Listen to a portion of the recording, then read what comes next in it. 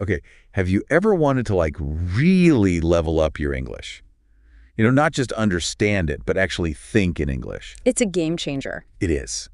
And that's what this deep dive is all about. We're talking rewiring your brain for fluency. It's kind of like upgrading your mental operating system.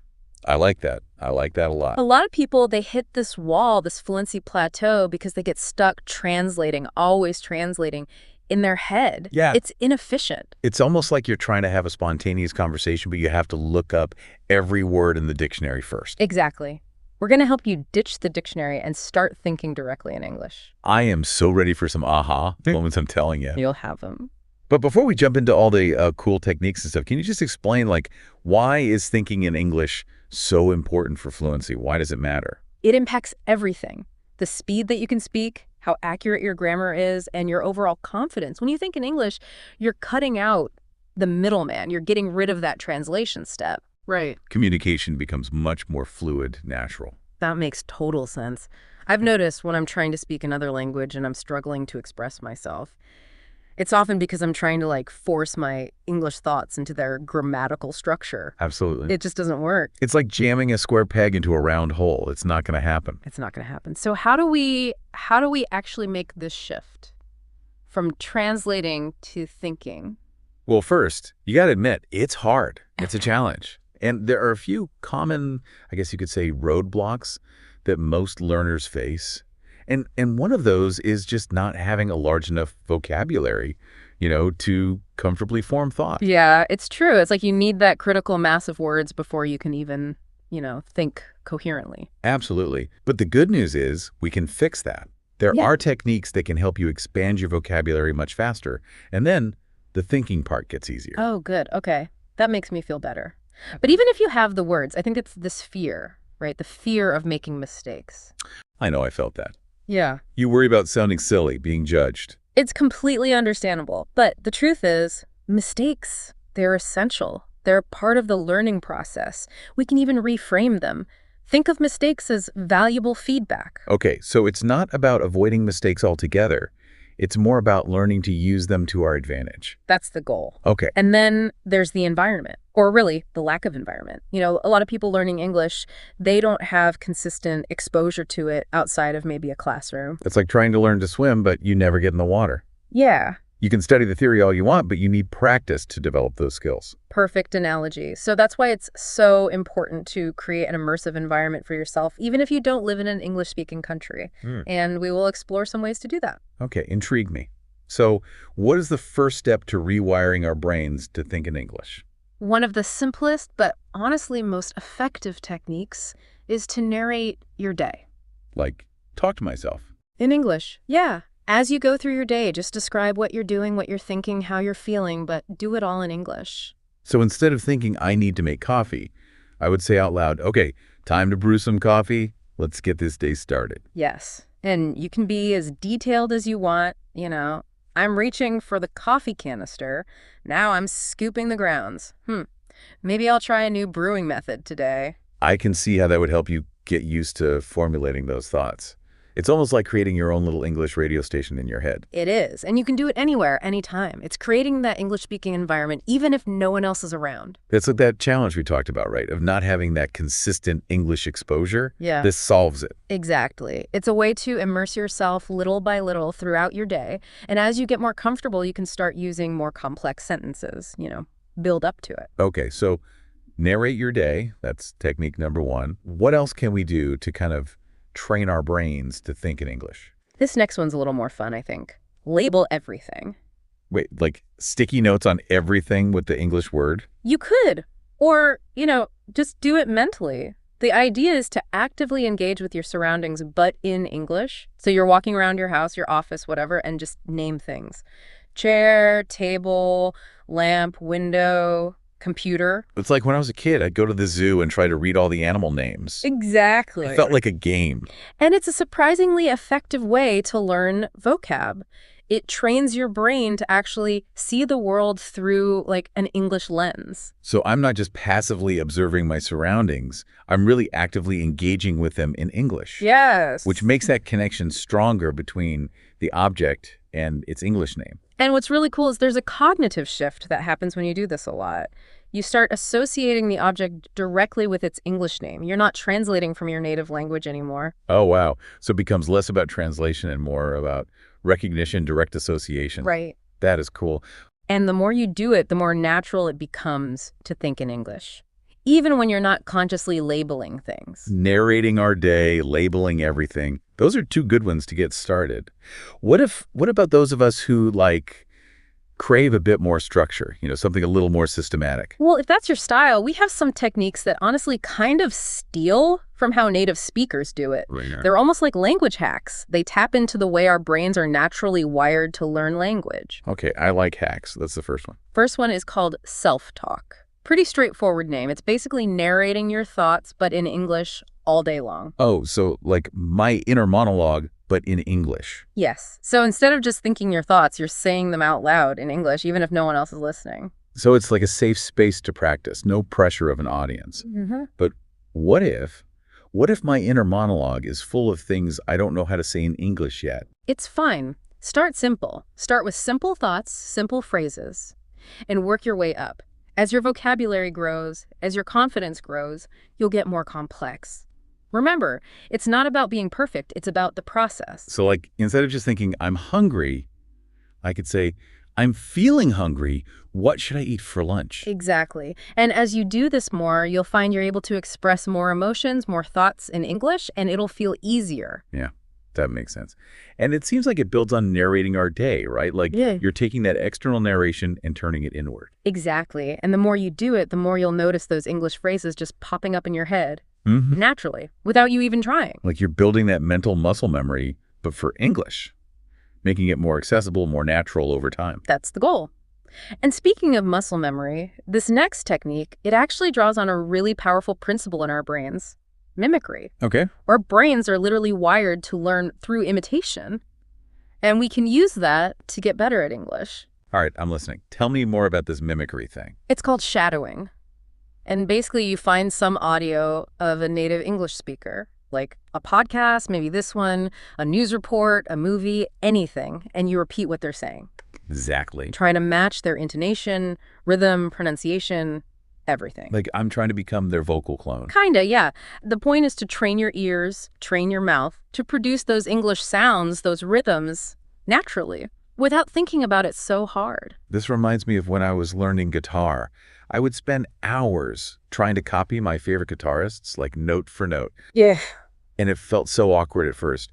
But over time, it helped me develop my own style, my own fluency on the instrument. That's a great analogy. And just like with guitar, shadowing is going to feel a little weird, a little tough at first, but the more you practice it, the easier it gets.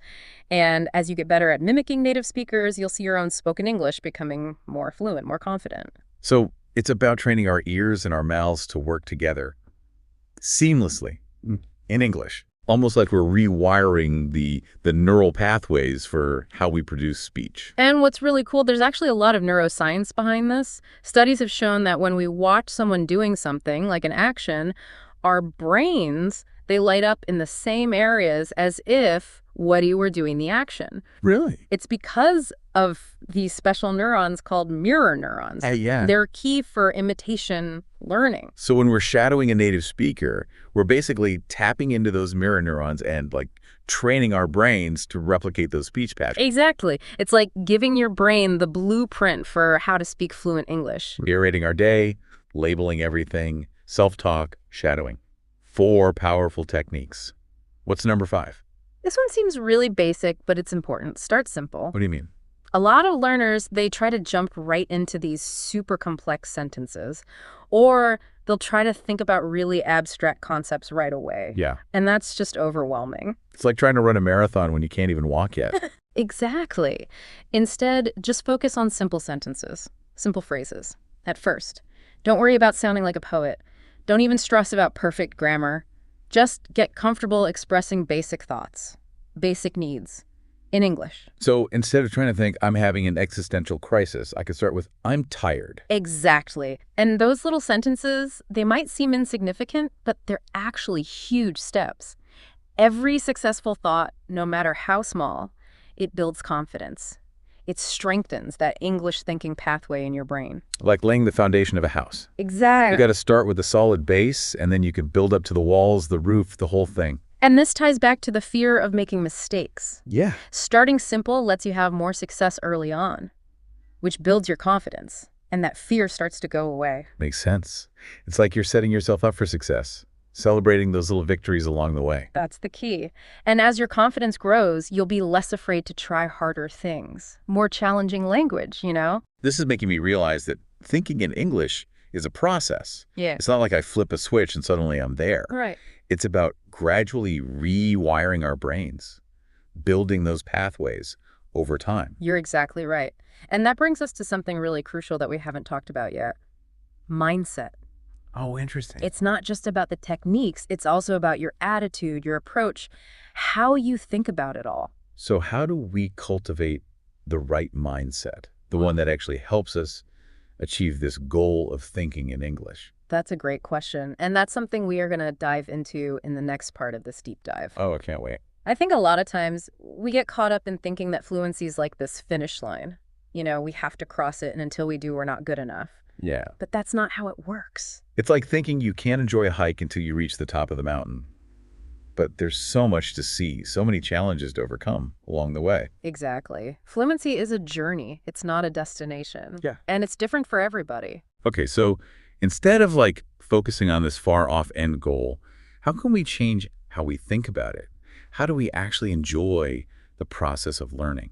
One thing that helps is to stop thinking of English as this subject you're studying. Start thinking about it as a skill you're developing. Oh, okay. Like learning to play an instrument or a sport or something. You wouldn't expect to become like a virtuoso overnight. It takes practice, patience, and you're going to mess up a lot along the way. A lot. And speaking of messing up, let's talk about how we can change how we think about mistakes. See them as chances to learn. I know it sounds cheesy, but I've really found this to be true. When I'm learning, every time I make a mistake, it's like this little reminder, a flag that says, hey, pay attention to this. There's something to learn here. That's a great way to think about it. It's not about never making mistakes. It's about using those mistakes to your advantage.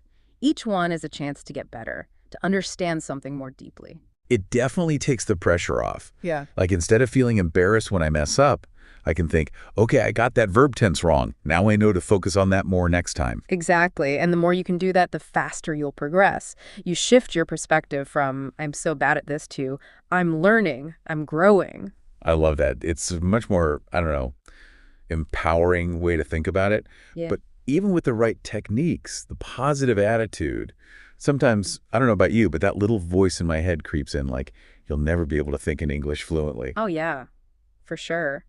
But our beliefs, they have a huge impact on our abilities. If you keep telling yourself you can't do something, well, you're probably right. You won't be able to. But if you believe in yourself, if you believe that you can learn, you're much more likely to put in the work to keep going when it gets tough. It's like that Henry Ford quote, Mm-hmm. whether you think you can or you think you can't, you're right. Exactly. So be your own cheerleader. Celebrate those wins, even the small ones. And remember, you don't have to go through this alone. There are so many resources out there.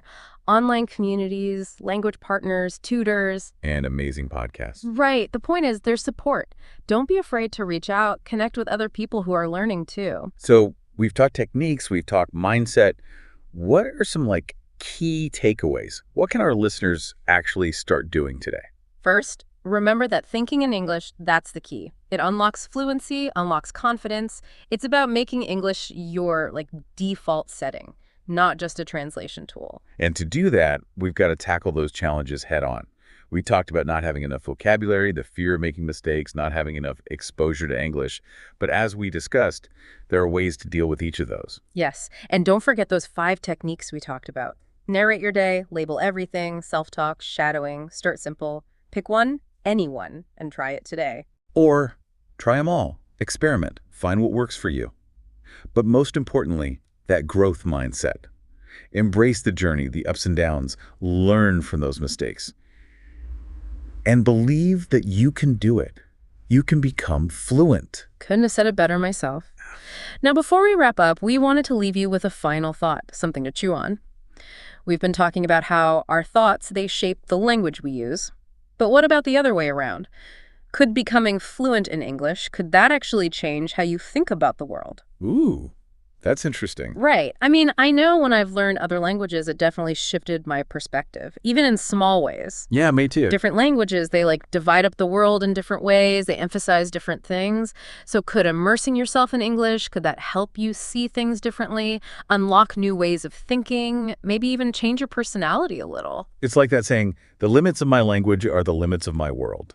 Exactly. Maybe by learning more language, we're also expanding our worlds, and who knows what we'll discover along the way. I love that. So keep exploring, keep practicing, and remember that growth mindset. You might surprise yourself with what you can achieve. Well, there you have it. Your deep dive into thinking in English. Feel those mental gears turning. Remember, the biggest step is the next one you take. Start small, be consistent, and enjoy it. You've got this. And let us know how it goes. We love hearing about your breakthroughs, your aha moments. Until next time. Happy learning. It makes you wonder, like, how much does the language we speak really shape how we think, how we see the world? Right. Like, I remember when I was learning Spanish, I was blown away by how many different words they have for love. Oh, yeah. It made me think maybe English doesn't really capture all the nuances of that emotion. Yeah. You know? It's a great point, and there are tons of examples like that. Some languages, they have words for ideas, concepts, that English just doesn't have a word for at all. Oh, really? Yeah. Like the German word Schadenfreude. It means basically taking pleasure in someone else's misfortune. Wow. We don't really have a word for that. Nope. So does that mean because we don't have a specific word for it that we're less likely to feel that way? Or maybe we just experience it differently? Whoa, those are some deep questions right there. It makes you think, like, could learning a new language actually change who you are a bit? Change your personality? It's possible. Research has shown that people who speak more than one language, they tend to be more flexible in their thinking. They're better at multitasking.